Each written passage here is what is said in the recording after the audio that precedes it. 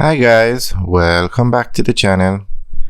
Today we are at the busiest airport in Jamaica, which is the Sangster International Airport. So we're going to give you an update on the runway extension project.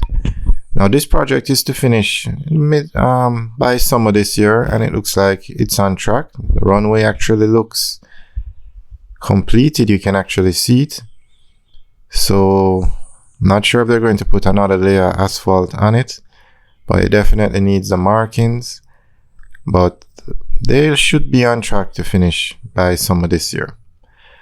Alright, so what's happening here is the Sangster International Airport is the busiest and the largest airport in Jamaica.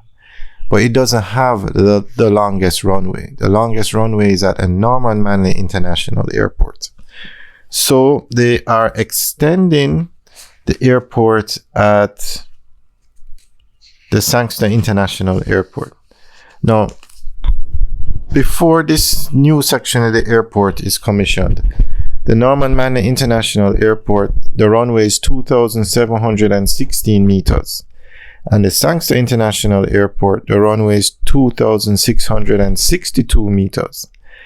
Those are the two largest. And then you have the Ian Fleming International Airport, which it's in Ocherios. That one is 4,769 feet. So when comparing that to the Norman Manley in feet would be 8,910 feet. The Sangster International Airport, 8,733 feet. The Ian Fleming International Airport, 4,769 feet. So that's why the Ian Fleming International Airport only small planes can land there. The big 747s, those massive planes, the Airbuses, they can't land at that airport. And then recently it was announced that the Negril Aerodrome is going to be upgraded to the Negril International Airport. And that runway is 2,200 feet.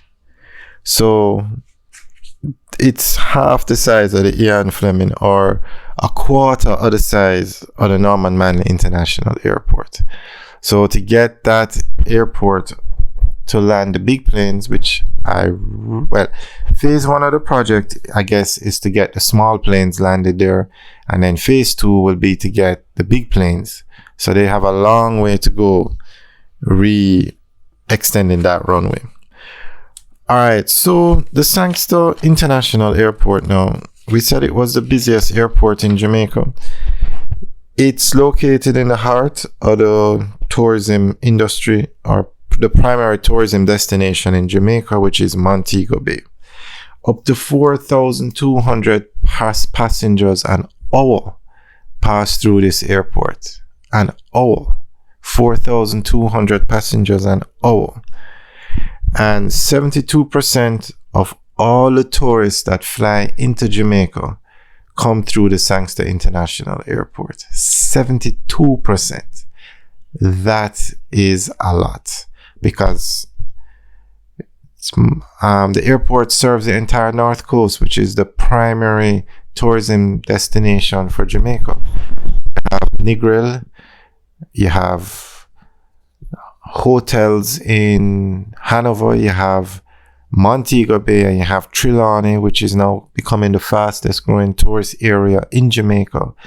You have Ocherios, and then you have Port Antonio. You have a lot of hotels and villas to rent in St. Mary. So from Port Antonio all the way back to Negril on the North Coast is served by the Sangster International Airport.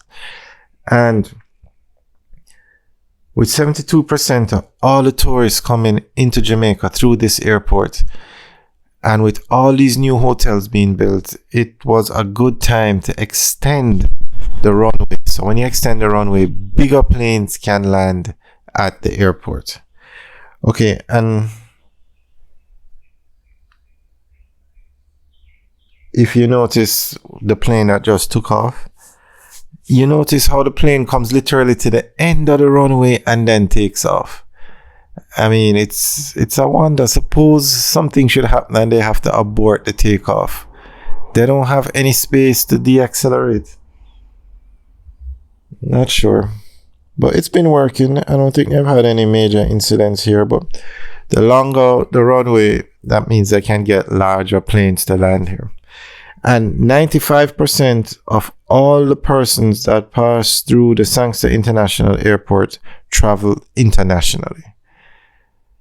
95%. So that says a lot for travel via air through Jamaica.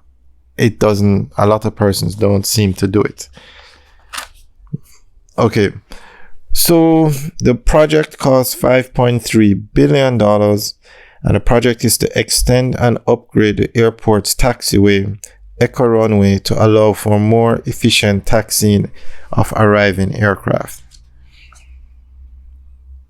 So basically, just to give you a quick overview,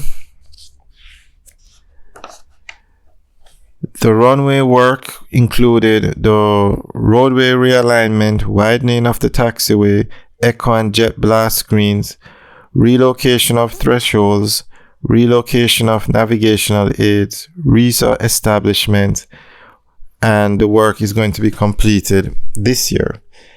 And it's being done by a foreign company, not China Harbour Engineering Company, a different company that specializes in building runways. And the runway will be 3,060 meters when finished. 3,060 meters. So they've added almost 300 meters. So that will make it the largest runway in Jamaica.